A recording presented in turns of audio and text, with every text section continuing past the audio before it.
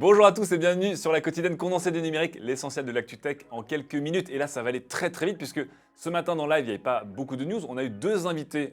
Allez voir le replay qui est disponible sous la vidéo. Nous avons eu Henri qui a apporté le fameux Huawei P50 Pocket, le téléphone le plus bling bling de la Terre. Voilà, mais qui est aussi très intéressant. Ensuite, dans l'autre côté, nous avons eu Guillaume qui a apporté le PC Framework, qui lui est pas du tout bling, mais plutôt écolo, puisqu'il est réparable, démontable, modulable, etc. Allez voir tous les replays, on en parle longuement, c'est très intéressant. Dans le reste des news, attention, vous qui écoutez vos podcasts en x1,25, vous allez écouter cette émission en 0,75 parce qu'on va aller très très vite. Premier point, c'est Samsung qui baisse le prix de son écran micro LED. Jusqu'alors, on payait plus de 1000 € par pouce pour cette technologie d'avenir. Eh bien, merci Samsung encore de baisser les prix. On passe sous les 1000 € de pouce puisque leur nouvelle télévision, la 101 pouces sera sous les 100 000 $ et leur télévision, la 89 pouces serait autour des 70 000 $. Merci de nous faire gagner de l'argent. On enchaîne très vite avec Microsoft qui, eux, sont un peu perdus avec le futur. Le futur pour eux, c'est la réalité augmentée, c'est le métavers, etc. Mais que faire de leur très beau casque, le HoloLens que tout le monde connaît? La version 3 est en discussion en interne. Et en interne, ils ne sont pas d'accord du tout. Selon Business Insider, ici repris par Engadget, faut-il travailler que pour le grand public? Faut-il travailler avec les pros? Faut-il travailler avec les militaires? Faut-il internaliser le hardware ou faut-il le licencier puisqu'il y a peut-être un contrat qui a été signé avec Samsung? Bref, apparemment, Microsoft ne sait pas quoi faire avec HoloLens. C'est un peu compliqué pour un chantier à plusieurs milliards de dollars. On enchaîne avec Samsung, et on revient à Samsung ici. Les S22 dont on vous parlera dès le 9 février seraient peut-être repoussés. Et oui, alors est-ce que c'est un problème, encore une fois, de pénurie générale autour des composants ou est-ce que c'est un problème de gravure et de production des Exynos 2200 qui sont vraiment aussi performants, prometteurs et risqués qu'on l'imagine? Normalement, on aurait un S22 Ultra qui n'arriverait que le 25 février. Et les S22 et S22 Plus qui, eux, mettraient un mois pour débarquer après leur annonce le 9 février, sorti peut-être le 11 mars. John Prosser a pris l'info et on a plusieurs petits oiseaux dans nos oreilles qui disent à peu près la même chose. On enchaîne avec un moteur très intéressant. Je peux vous en dire plus, peut-être plus demain, mais un moteur hybride, c'est un moteur qui n'est pas un moteur axial, c'est pas un moteur qui a une architecture radiale, c'est un moteur qui est raxial. Voilà, et c'est Koenigsegg qui l'a présenté. L'avantage de cette architecture hybride, c'est de vous proposer le meilleur des deux mondes et surtout d'avoir un moteur extrêmement compact, extrêmement léger, 30 kg, et surtout avec un rapport de puissance à 600 Nm. Il y a un rapport de puissance par rapport au poids de 8,5 kW au kilo qui le rend extrêmement intéressant et sexy. On espère le voir évidemment dans une des prochaines supercars de la marque. On enchaîne avec Nintendo qui eux font peut-être pas des supercars en termes de console, mais qui font des super ventes. Ça se passe toujours très bien pour la Nintendo Switch.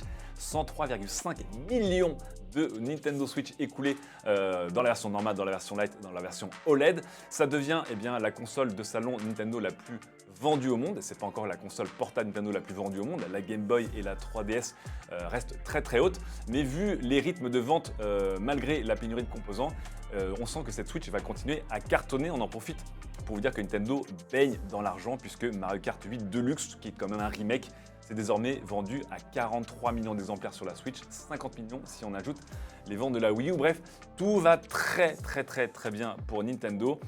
Juste un petit point rigolo de le fameux analyste Daniel Hamad qui nous rappelle aujourd'hui que tout le chiffre d'affaires de Nintendo, c'est l'équivalent du chiffre d'affaires gaming d'Apple. Voilà, qui ne font pas grand chose dans le gaming. Il y a l'Apple Arcade. Mais voilà. En parlant d'Apple, on va revenir avec eux parce que dans la tech, tout tourne autour d'Apple, même quand ils ne font rien. On a eu aussi les résultats financiers de Meta, donc l'entreprise mère de Facebook.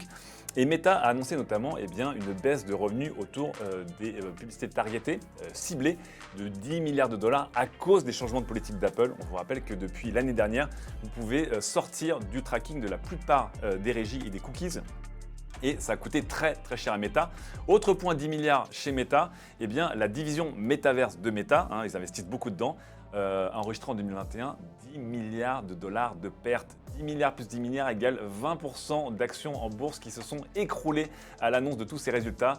Évidemment, Mark Zuckerberg reste très confiant et il s'attaque aussi notamment à TikTok. Il pense encore que Facebook, qui est en baisse maintenant d'audience depuis 2 années d'affilée, peut venir chercher les jeunes. Bonne chance à lui.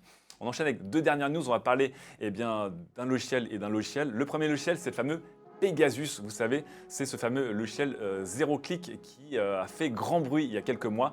Il était édité par la société NSO en Israël et il permettait à leurs clients et souvent des gouvernements d'espionner des personnes sans que ces dernières ne s'en rendent compte. Énorme scandale évidemment, et on a eu plusieurs révélations autour de NSO encore parce que l'affaire ne s'arrête jamais.